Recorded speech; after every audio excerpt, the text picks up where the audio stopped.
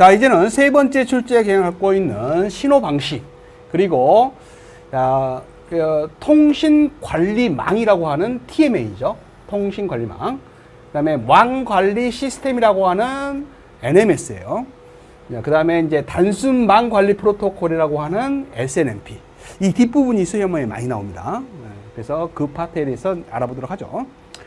자, 첫 번째, 패킷 교환망의 기능. 이런 것들은 이제 가볍게 보시는 거예요. 패킷 교환망에는 이제 논리 채널 기능이 있다라는 거죠. 논리 채널이라는 것은, 채널이라는 것은 데이터가 가는 길 아닙니까? 그래서 이제 그 길을 이렇게 만드는 것을 논리 채널이다. 이렇게 말을 하죠. 그 다음에 경로 배정이죠. 논리 채널들이 여러 개 있을 거 아니에요. 그 중에서 내가 어느 길로 데이터를 보낼 것인지를 확보하는 것을 경로 배정이라고 하죠. 그 다음에 패킷의 전달이죠. 데이터의 단위가 패킷 아닙니까? 그 패킷을 어느 방법으로, 어느 순서대로 전송을 할 것이냐.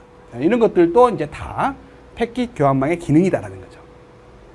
자, 그 다음에 트래픽 제어죠. 어느 한쪽에 많은 데이터가 몰리면 안 되잖아요. 그런 것들을 제어하는 것을 트래픽 제어라고 합니다. 그 다음에 오류 제어죠. 데이터가 가다가, 패킷이 가다가, 패킷이 상실될 수도 있고요. 또 패킷이 중첩될 수도 있어요. 같은 데이터가 2개 이상이 중첩될 수도 있습니다. 그런 것들을 이제 방지할 목적으로 그 에러를 찾아내고 정정하는 것을 또 오류 제어라고 하죠. 자, 이런 것들을 다 싸그리 패킷 교환망의 기능이다. 이렇게 말을 합니다. 자, 패킷 교환망 관련 프로토콜입니다. 여기에요. 여기는 시험에 나올 수 있죠. 자, 여기서 이 두 가지입니다. 자, PAD예요. 패킷을 분해하고 조립하는 장치예요. 패킷을 분해하기도 하고 조립도 하기도 하는 장치가 뭐냐 이렇게 물어보면 PAD다 이렇게 하시고요. 패킷 공중통신망에서 가입자와 망 간의 인터페이스 프로토콜을 뭐라 하냐 그러면 뭐라고 해요? X.25라고 한다. 그래서 이 X.25가 시험에 많이 나오는 프로토콜입니다. 이렇게 알아두시면 될 것 같고요. 나머지는 참고적으로 보세요.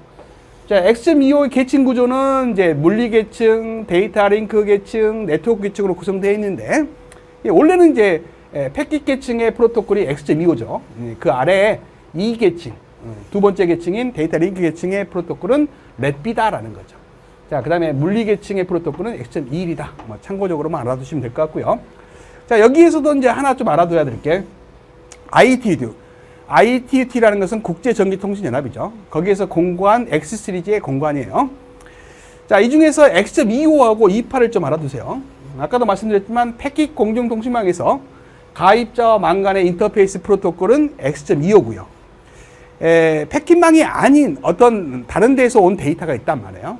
그것을 PAD가 패킷으로 나눠가지고 패킷망에 쓸 수 있도록 도와줄 때 관여하는 프로토콜이 X.28입니다. 그래서 X.25하고 28은 시험에 이미 출제가 됐어요.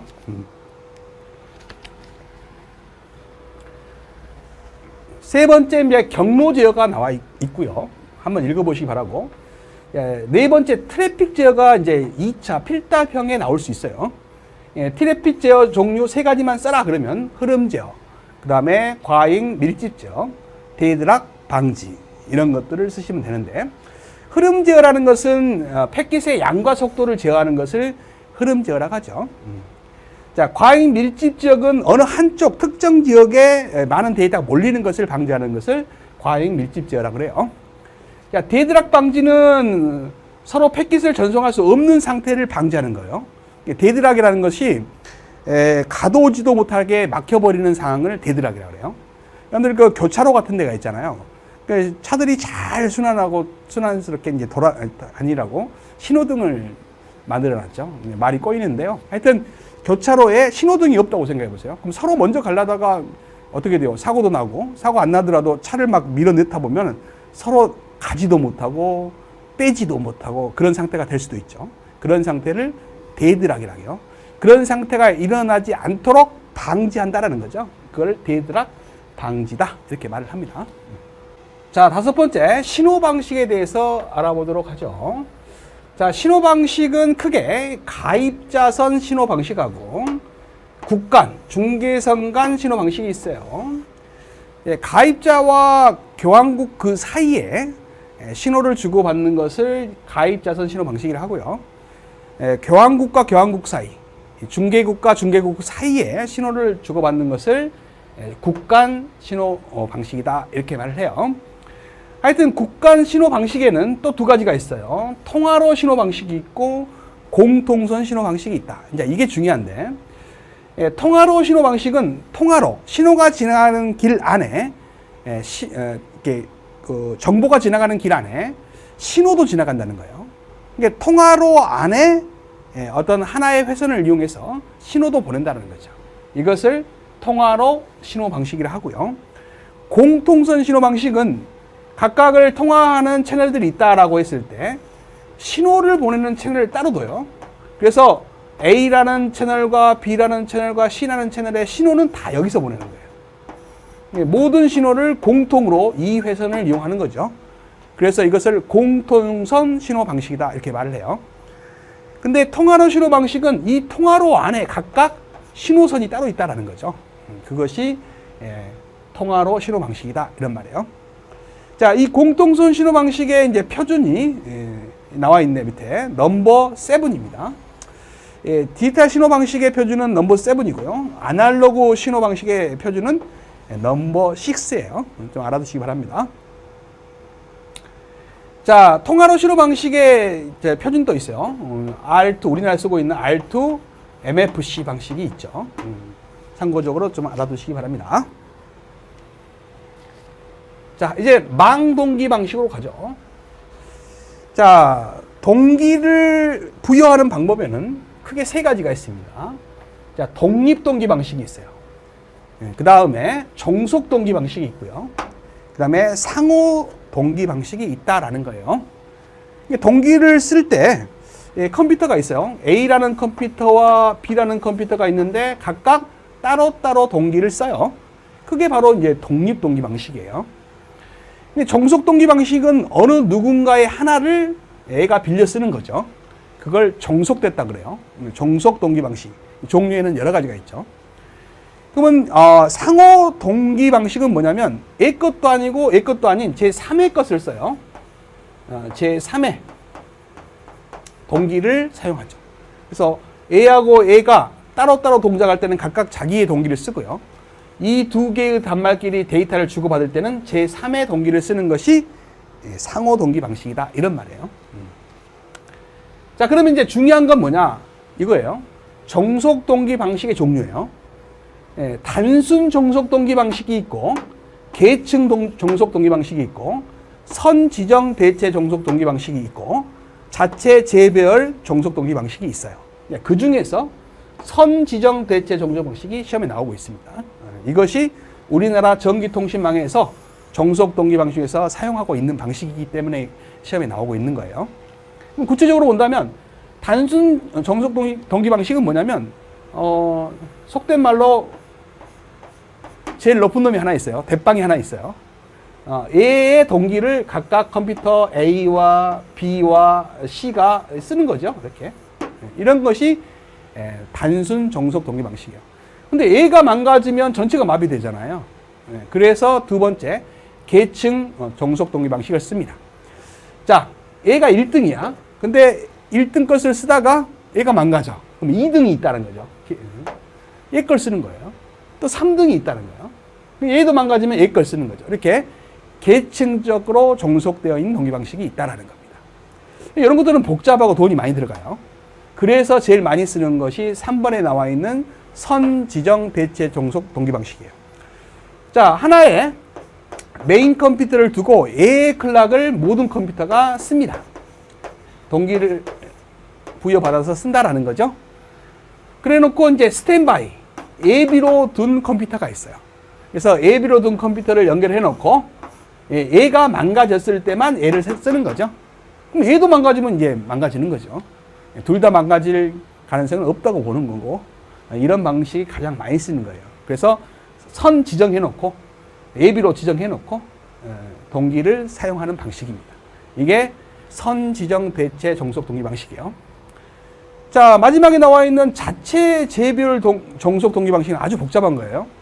자, 예를 들어서 A의 동기를 쓰고 있다가 이렇게 쓰고 있다가 A가 망가져요. 그러면 2등이 있는 게 아니라 재배열을 해요. 요 나머지 컴퓨터를 가지고 다시 배열을 해가지고 1등을 뽑아요. 그래서 걔 걸 써요. 그럼 또 걔가 망가져. 그럼 다시 또 재배열을 해요. 또 1등을 뽑아요. 걔 걸 써요. 복잡하죠? 이런 방식이 자체 재배열 정속 동기 방식입니다. 알 필요 없습니다.